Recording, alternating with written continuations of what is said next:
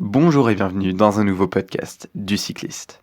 Dernièrement, je n'avais pas tellement de temps pour éditer et produire des vidéos. Euh, et ça va être pareil pour les semaines à venir.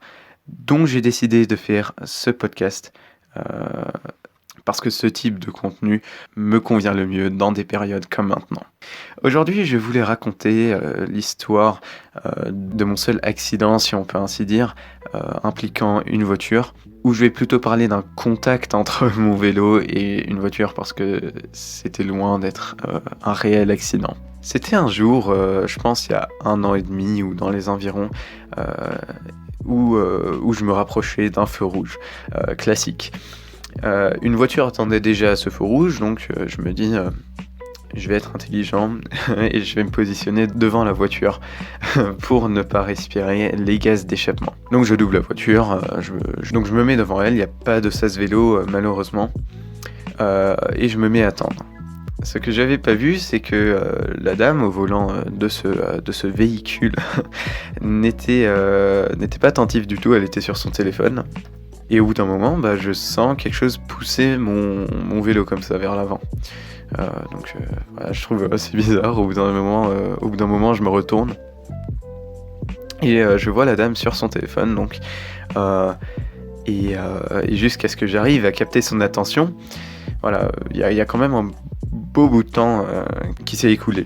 Donc voilà, moi je gesticule, j'essaye de faire des signes, oui, arrêtez d'avancer et tout. Au bout d'un moment, elle freine, mais je sais toujours pas si elle a compris qu'elle m'avait touché avec sa voiture.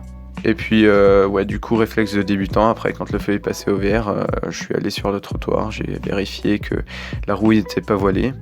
Il faut savoir que c'était encore sur mon ancien vélo, c'était encore la roue d'origine. Donc Decathlon, et j'avais déjà fait des mauvaises expériences en termes de roues voilées avant. Donc c'est pour ça je vérifie. La roue était voilée aussi, mais bon, j'étais pas sûr si c'était la dame ou quoi que ce soit, ou un bord de trottoir, ou j'en sais rien. Et puis de toute façon, je n'avais pas noté la plaque de la voiture qui était déjà partie. Arrivé chez moi, oui, j'essaye de dévoiler un peu la roue. J'ai l'outil pour ça. Je n'y suis pas parvenu et j'ai dû racheter une nouvelle roue. Between aussi, mais c'était un modèle plus récent. Voilà, la fin de cette histoire, elle est un peu nulle, j'avoue. Elle est un peu nulle. Mais globalement, sur mon ancien vélo, j'ai dû remplacer beaucoup de composants. J'ai dû remplacer la roue arrière, la roue avant aussi parce qu'elle s'est fait voler. J'ai dû remplacer la selle parce qu'elle était de très très mauvaise qualité. J'ai ajouté un porte-bagages parce que pour moi un porte-bagages sur un vélo c'est quand même assez primordial.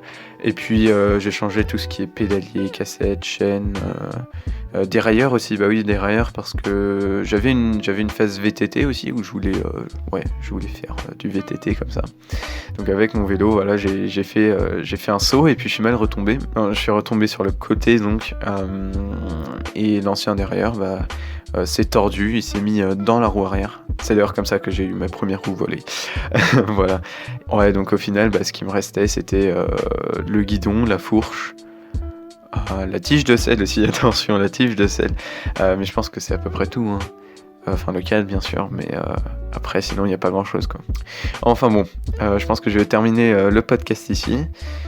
J'espère que cet épisode assez court vous a plu, vous permet d'attendre la prochaine vidéo. Merci de m'avoir écouté, et je vous dis à bientôt.